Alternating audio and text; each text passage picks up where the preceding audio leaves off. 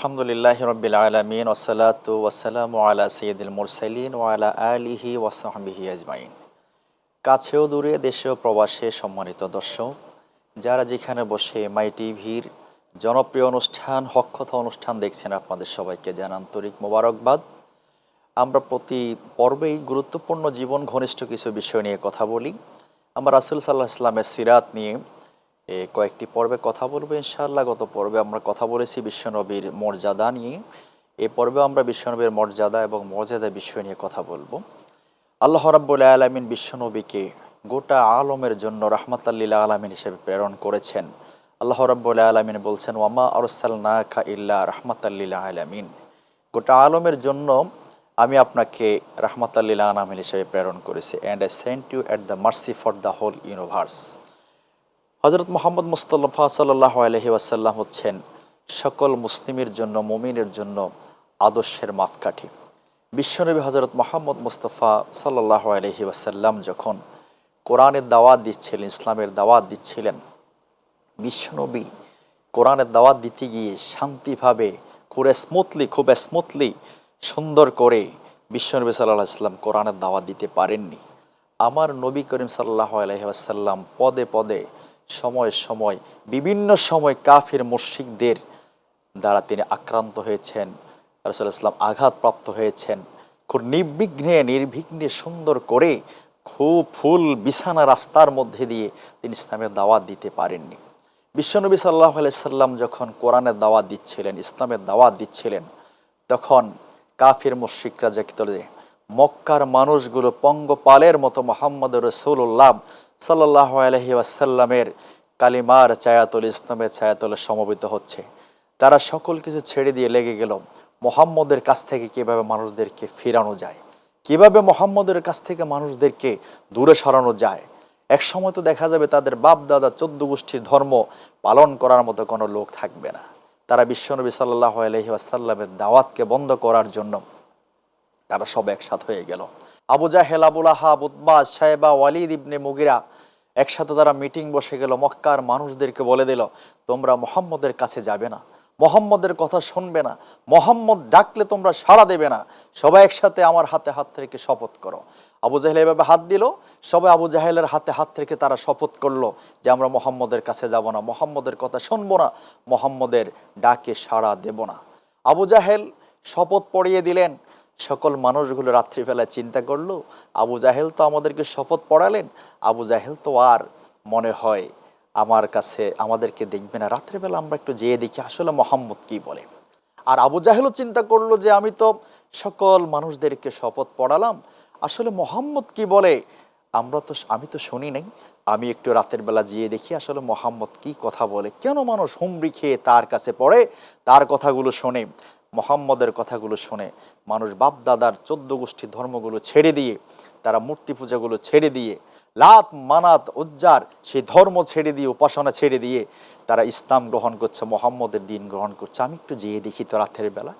আবু জাহেল যাদেরকে শপথ পড়ালো তারাও নিরিবিলিতে চলে গেল। আবু জাহেল নিজেও বিশ্বনবী হযরত মুহাম্মদ মুস্তাফা সাল্লাল্লাহু আলাইহি ওয়াসাল্লামের ঘরের পাশে চলে গেলেন মুহাম্মদ সাল্লাল্লাহু আলাইহি ওয়াসাল্লামের কথা শোনার জন্য। চতুর্দিকে এদিক থেকে ওদিক, ওই দিক থেকে এদিক কথা শুনতে লাগলেন বিড়বিড় করে। এক সময় দেখা গেল তার যে লোকেরা তার হাতে মুহাম্মদ সাল্লাল্লাহু আলাইহি ওয়াসাল্লামের বিরুদ্ধে শপথ করেছিল, আবু জাহেলের হাতে হাত রেখে, তারা এবং আবু জাহেল মুখোমুখি হয়ে গেল। আবু জাহেল বলতেছে, তোমরা কেন আসলে?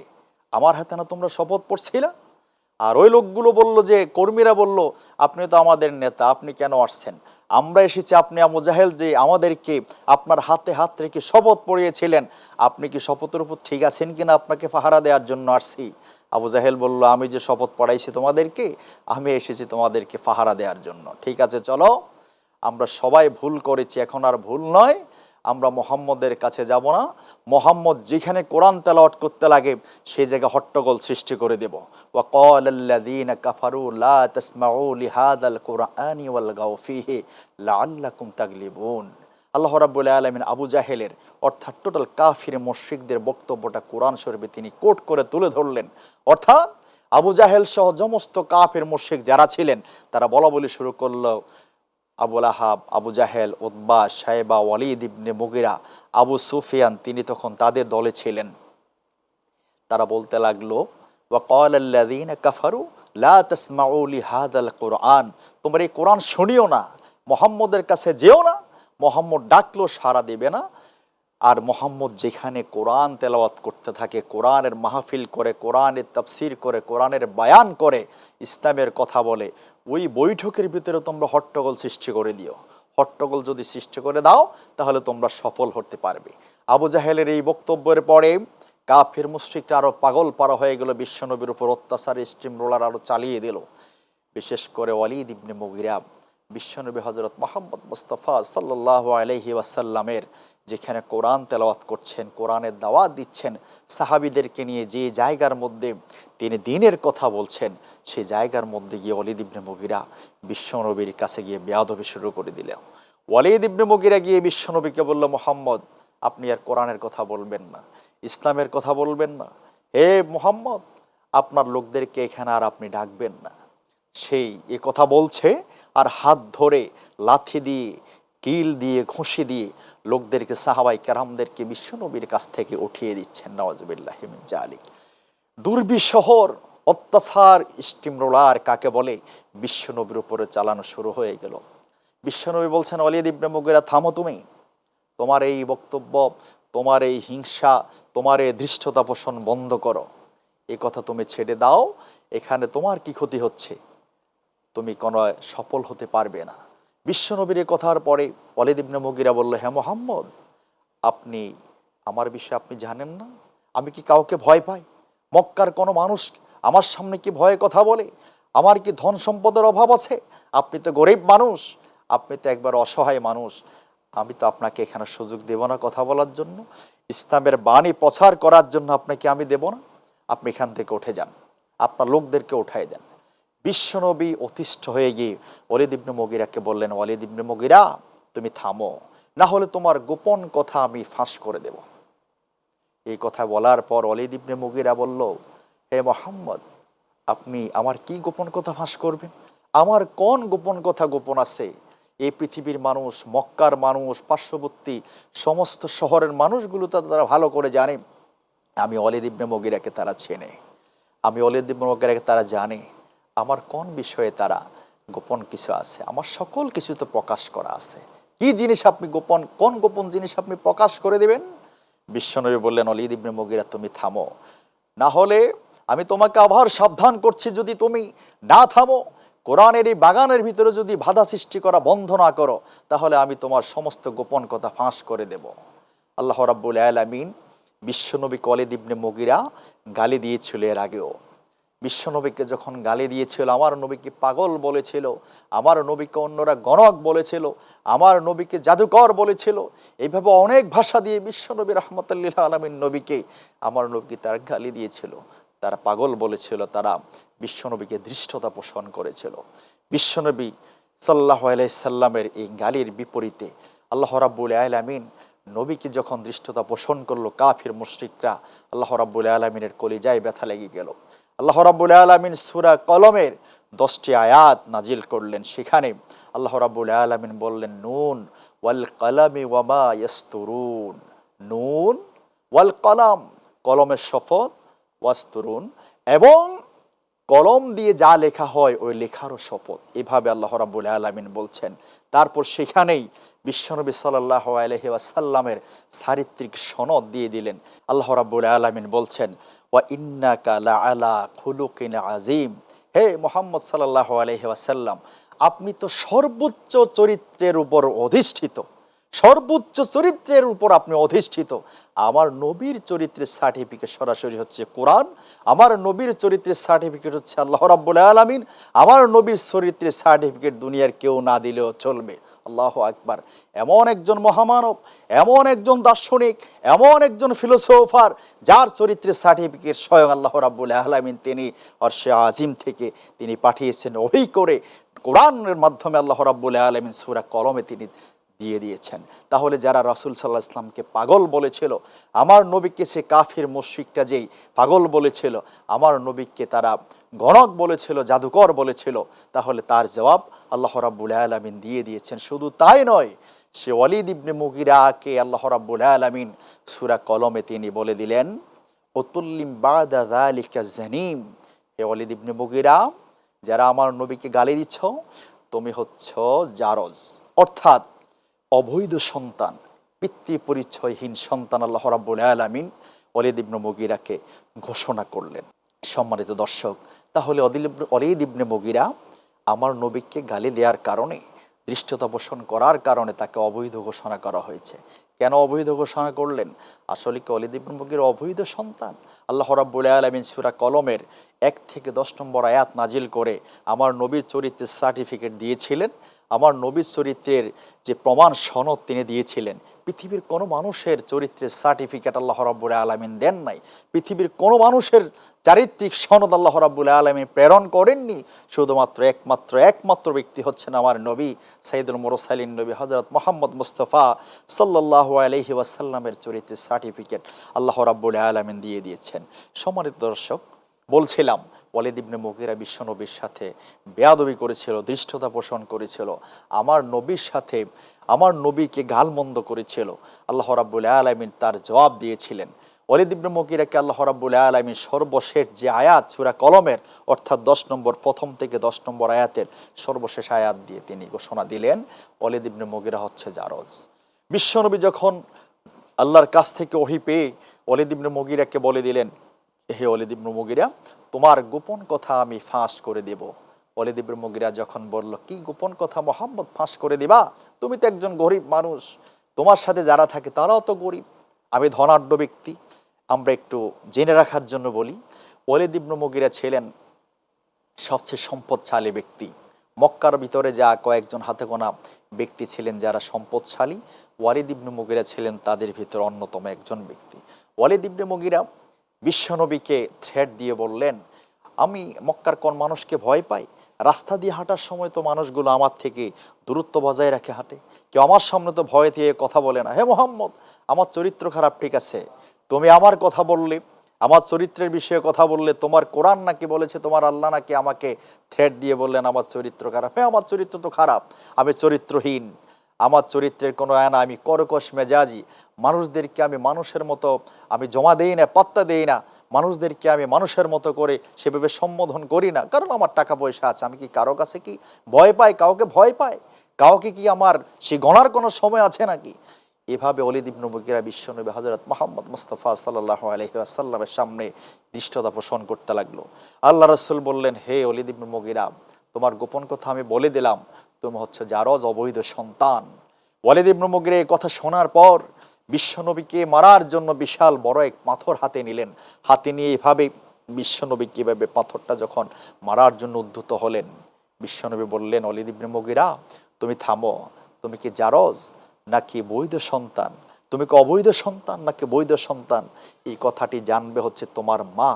তাহলে তুমি তোমার মায়ের কাছে চলে যাও, মাকে জিজ্ঞেস করো আসলে কি তোমার মায়া তোমাকে কি গর্ভধারণ করেছে যে বৈধ সন্তান হিসাবে, নাকি অবৈধ সন্তান হিসাবে তোমাকে গর্ভধারণ করলো। ওয়ালিদ ইবনে মুগিরা আর দেরি করলেন না, চলে গেলেন তার মায়ের কাছে। মায়ের কাছে গিয়ে বললেন, মা, ওগো মা, আপনি তো আমার জন্মধারিণী, গর্ভধারিণী মা।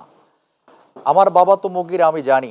ওয়ালিদ ইবনে মুগিরা অর্থাৎ মুগিরার সন্তান ওয়ালিদ, মুগিরার সন্তান ওয়ালিদ, তাহলে পিতৃ পরিচয় তার নামের ভিতরে আছে।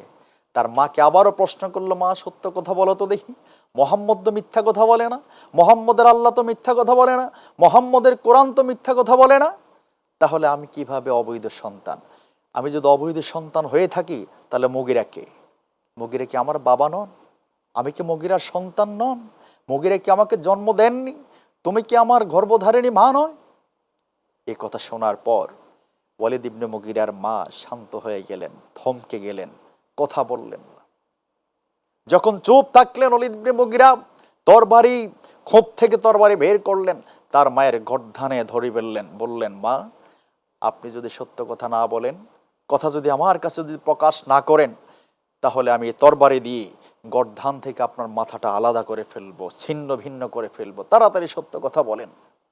ওয়ালিদ ইবনে মুগিরার মা বলল, বাবা ওয়ালিদ ইবনে মুগিরা, শোনো, তরবারি নামাও, সত্য কথা আমি বলছি।